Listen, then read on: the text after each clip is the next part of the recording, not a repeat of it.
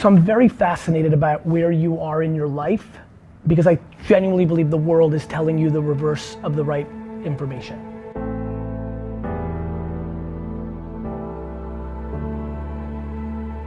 When you're this young, the number one thing you should do is the most high risk behavior of your life. You know, to me, this is exactly when you should go live in Bali for a year. This is exactly when you try to become Beyonce. This is exactly when you do the highest risk.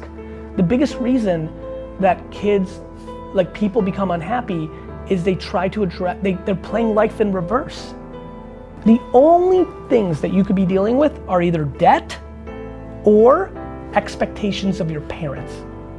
And what your parents and society do is tells you to do the lowest risk maneuver.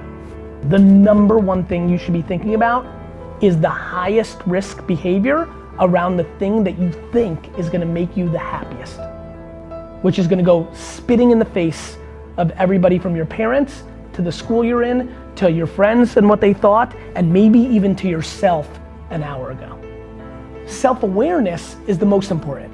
Without even knowing any of you, I'm sure your love affair with your music skill, craft, has evolved through your life, right? And this is exactly the time where some of you are looking in the mirror and be like, do I even love this shit anymore? Another huge recommendation I would give you is go work literally for free or like minimum wage or as little as possible for the exact human being that you aspire to be. At 23, 24, 25, you should go work for Barry Wang for free, and then at night you should work at Whole Foods on a night shift, and you should live with 8 people, so you only need to make 300 bucks. But everybody does the reverse. They take a job that they don't even like for $3,000 more. I have a lot of empathy for people in debt. I have way less for people not in debt, because then they're letting the machine, parents, society dictate their lives, who they then later resent because they followed their path, not yours. But like getting some bullshit job to like pay off the debt and moonlighting as your passion, it's the reverse. Don't buy a new pair of Supremes or like a new handbag or take a nice trip to Coachella. Otherwise you get stuck and you're just stuck in perpetuity. Or do that, I don't give a f, but don't not do what you want to do. Like, do not have your profession. You can either work for somebody that you want to become or try your own. You're talking to somebody who's ridiculously happy because he never played in the system. I was a terrible student, even though every immigrant shouldn't have been, right? I worked for my dad's liquor store and built up a family business for my family, so I made no money. I built it for, you know, my narrative is very tricky. A lot of people are like, oh, but your dad, I'm like, I built my dad's business for him and left with nothing at 34. You know, but I was happy. I didn't care that my friends went to Wall Street and got a BMW. I had self-esteem. I didn't need a cool apartment to get girls. I didn't even want to get girls. I was so busy working on what I was passionate about, to be frank. You know, if you're great at something and you're fucking passionate about it, you should have the best life, and people get up. I didn't. I did everything wrong for 13 years, which made me win and stayed happy.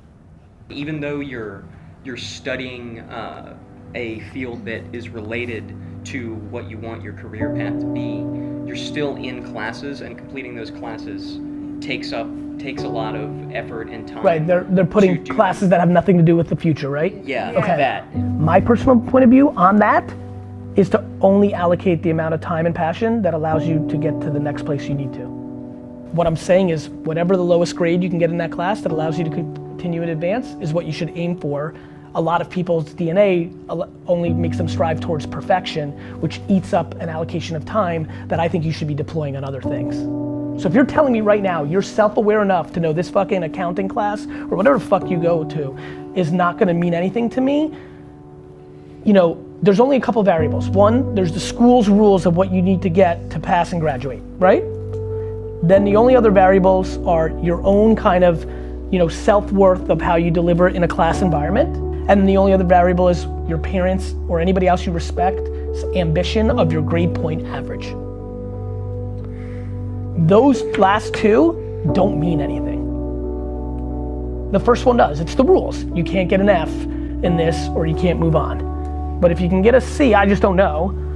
I'm saying least amount of resistance against your own self-awareness and passions that allows you to then get, you know, all of a sudden, as you can imagine, when you're getting an hour back a day from studying on some class that's some bullshit, but you know yourself that you can get a C instead of an A, now you have an hour to make Instagram content that may actually lead to the thing that you want to do for a living. I'll tell you what, my parents are gonna love hearing that. I'm sure. Listen, I'm recording this so every fucking parent on earth can see it, because if you're a great parent, you want your kid to be happy, not to get a grade point average that you can go brag at the country club. That's, to me, the line in the sand of great parents versus good parents versus bad parents. And I'm thrilled to say that. So if you're put in a situation where you have to choose between two big opportunities, you'll never know what the alternative would have been. You pick one and you never, ever, ever even consider to look back, because you have to understand why. I always play this out.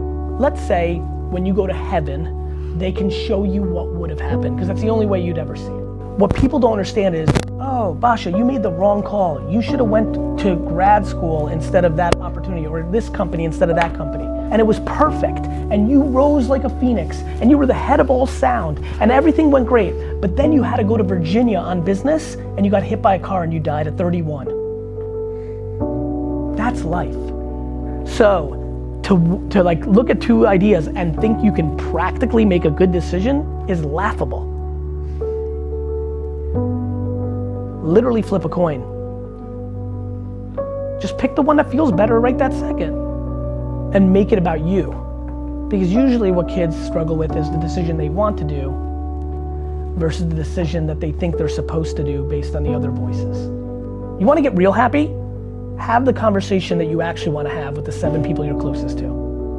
Tell them the truth of how you feel about everything. That will change your life. What you don't know is that even if they are pissed at you and like say, who the fuck do you think you're, no matter how much they shit on you, the level of respect will be real. That's where it's at. And honestly, I'm not telling you to go call your mom and say, but I am saying that the transition to the happiest place you can go is if you can be self-fulfilled within yourself, be empathetic for your parents, not mad. You know, a lot of you probably have this. Either your grandparents or parents paid a lot of sacrifices to give you this chance. That's their framework on the world. But you shouldn't be paying the price for that because you're living in a different reality. Doesn't mean you're disrespectful. Some of you don't have debt because your parents paid. Like you should be thankful and empathetic, but you should not live your life for them. Because I'll tell you how it's gonna play out, brother. So you'll be okay for the next 10 years, and then you're gonna have 40 years of resentment and regret and a bad relationship. Parents a lot of times see this content, they get mad at me. But then I talk to them, and I'm like, you may be upset with me now, but email me in 2037. When your kids have no ammo on you to blame you for their unhappiness. I'm always worried about your guys' backgrounds to are you living your life for the machine or for your parents? And not because I want to razz parents, it's because I want you to actually have a good relationship with your parent. I'm just willing to have a little pain from 22 to 28. Guys, the only thing I'm hedging against is regret. That's what you need to be careful of. And that's what most people do. They build a life that leads to regret. Nobody old and about to die talks about what they did. They talk about what they didn't do. And you're in the best spot right now. You're in the best spot you'll ever be. Straight up. This is the time to be most thoughtful. But everybody wants you to figure out your life now. Your parents don't have their lives figured out. This is the time to taste and put yourself in good positions. You can do everything wrong for the next 10 years of your life and be young. And have unlimited time to do anything you want. Like, yeah. I don't know what to tell you. You can do everything wrong. This is when you need to be ridiculous.